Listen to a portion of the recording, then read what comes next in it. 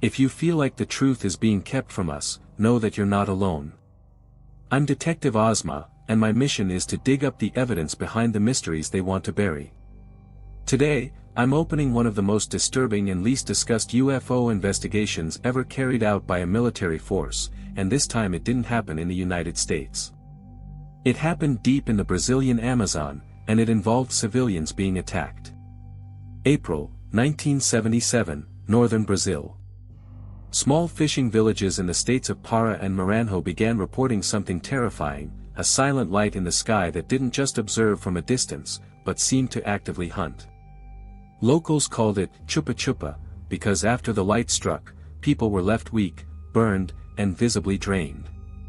When I opened this case file, one thing became clear very quickly: this wasn't just about sightings or strange lights in the sky, it was about real victims. Evidence 1, the first incident. On April 25, 1977, 4 fishermen were working late at night near Ilha dos Caranguejos, in the state of Maranhão, when something completely unexpected happened. Without warning, a powerful beam of light descended from the sky and struck their boat directly, leaving the men disoriented and terrified. 2 of them suffered second-degree burns, while a third man, named Jose, was later found dead. The official autopsy claimed he died from a stroke caused by emotional shock, a conclusion that raised more questions than answers. The locals weren't convinced, and neither was the press. Within weeks, similar reports began appearing across northern Maranhão and northeastern Pará, suggesting that this was far from an isolated incident. Evidence 2, the attacks. Witnesses from different towns began describing the same phenomenon, often using nearly identical words. A flying light, frequently compared to a lantern, hovering silently over houses, fields, and rivers, before suddenly emitting a focused beam. People hit by it reported paralysis, tremors, fever, and intense weakness, some collapsing immediately, others falling ill days later. What disturbed doctors and residents alike were the marks left behind, small, precise, and completely unexplained. As these stories spread from village to village, fear followed closely behind. Evidence 3, fear spreads, and the military takes notice. By mid-1977, fear had settled over the region in a way few had ever seen before. What began as isolated sightings slowly turned into a daily reality. The lights kept returning, the symptoms kept repeating, and the stories, coming from different villages miles apart, all sounded the same. Families stopped sleeping at night, some abandoned their homes entirely, while others stayed behind, keeping watch, lighting fires, and praying the light wouldn't come back. Local authorities tried to calm the population, but they had no answers to offer, while medical posts continued to fill with people suffering burns, weakness, and unexplained marks.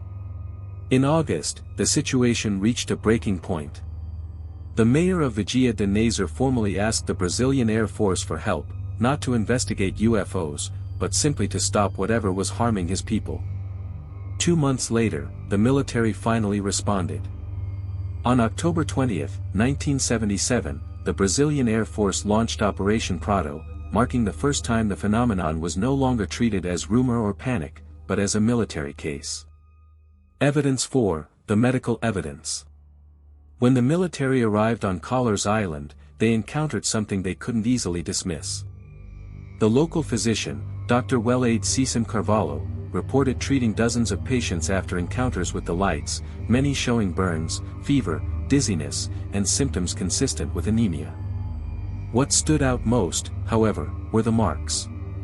2 small punctures, side by side, usually located on the chest, appearing again and again in different patients. They were not scratches, and they were not bites. To the people of Collars, this wasn't imagination or fear playing tricks on their minds, it was something physical and undeniable. Evidence 5, from skepticism to observation.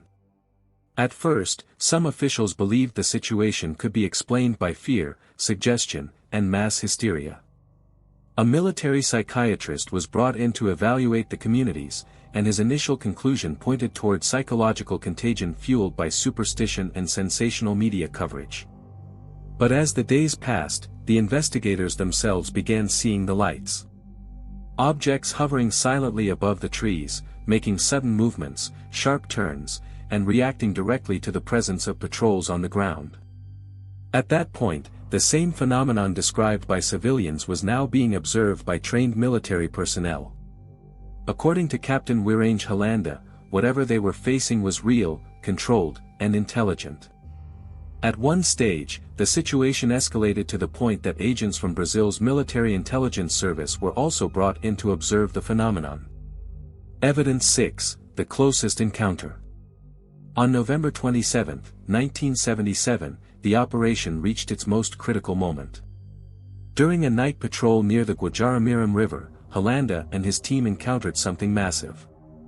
A solid object, nearly 100 meters long, shaped like an American football, glowing with red and white lights, approaching to less than 70 meters from their position.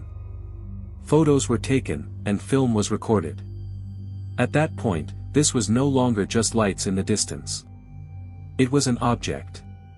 Just days after that encounter, Captain Holanda returned to Belém to report everything that had been documented during the operation. According to Holanda himself, the investigation had already produced hundreds of photographs, hours of film footage, and thousands of pages of written reports. Instead of expanding the investigation, the response was immediate and final. On December 5, 1977, Operation Prado was officially terminated. The justification was simple: no conclusive proof had been found.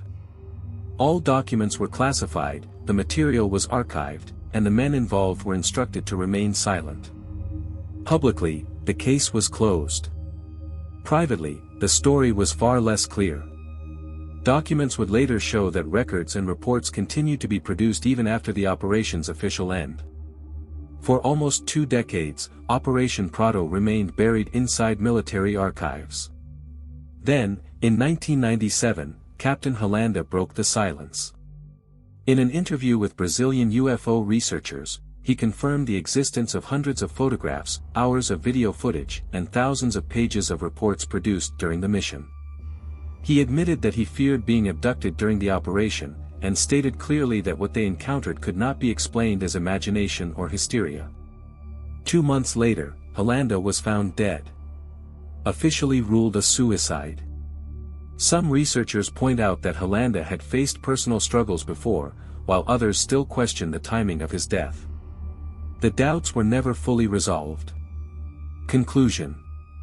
As I close this file, 2 explanations remain on the table. The first is the official version, that fear, superstition, and psychological contagion turned strange lights into something much bigger than they really were, and that no extraordinary phenomenon ever took place.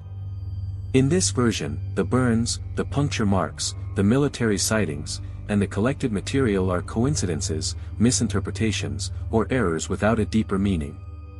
But then, there is the second possibility. That something unknown operated freely over the Amazon, interacted directly with civilians, was documented by the military, and when the evidence became too real to control, the investigation was shut down and buried. The case of Operation Prado remains unresolved.